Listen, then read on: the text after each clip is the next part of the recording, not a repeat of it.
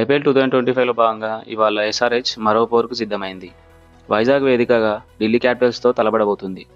అయితే ఈ వేదిక ఢిల్లీకి హోమ్ గ్రౌండ్ కాగా ఎస్ఆర్హెచ్కి కూడా కలిసొస్తుంది. ఇక ఎవరి టీం బలాలు ఏ విధంగా ఉన్నాయో ఇప్పుడు చూద్దాం. ఎస్ఆర్హెచ్ బ్యాటింగ్ విషయానికి వస్తే లాస్ట్ మ్యాచ్లో ఇషాన్ కిషన్, అభిషేక్ శర్మ ఫెయిల్ అయిన 190 పరుగుల భారీ స్కోర్ చేసింది. బ్యాటింగ్ పరంగా ఎస్ఆర్హెచ్ చాలా స్ట్రాంగ్గా ఉంది. లాస్ట్ మ్యాచ్లో అన్ఎక్స్పెక్టెడ్గా అవుట్ అయిన క్లాసిన్ ఈ మ్యాచ్లో మెయిన్ కానున్నాడు.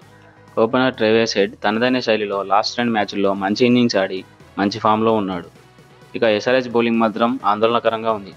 ఎస్ఆర్హెచ్ బౌలర్లు ప్రతిసారి టార్గెట్ 250+ ఉందనుకొని బౌలింగ్ చేస్తున్నారేమో అనిపిస్తుంది. అంత పెద్ద స్కోర్ను కూడా లాస్ట్ మ్యాచ్లో కాపాడుకోలేక కేవలం 16 ఓవర్లలోనే లక్నోకి ఇచ్చేశారు. ఈ విధంగా ఎస్ఆర్హెచ్ బౌలింగ్ ఉంటే ఎస్ఆర్హెచ్ క్వాలిఫై అవ్వడం కష్టం. ప్యాట్ కమిన్స్ లాస్ట్ మ్యాచ్లో రాణించిన మిగతా వారందరూ చేతులెత్తేశారు. ఏదేమైనా కమిన్స్ తన బౌలింగ్ సామర్థ్యంపై దృష్టి పెట్టాలి. ఇక ఢిల్లీ క్యాపిటల్స్ విషయానికి వస్తే లాస్ట్ మ్యాచ్లో అశుతోష్ శర్మ విజృంభణతో ఓడుతుందనుకున్న మ్యాచ్ గెలిచింది. ఈ మ్యాచ్లో KL Rahul captaincy చేయనున్నాడు.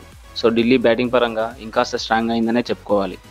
Openers last మ్యాచ్లో అంత ప్రభావం చూపకున్నా వారి నుండి ఎస్ఆర్హెచ్కి చాలా ప్రాబ్లం ఉంది. డూప్లెసిస్ నిలబడితే పవర్ ప్లేలో చాలా స్కోర్ సాధించగలడు.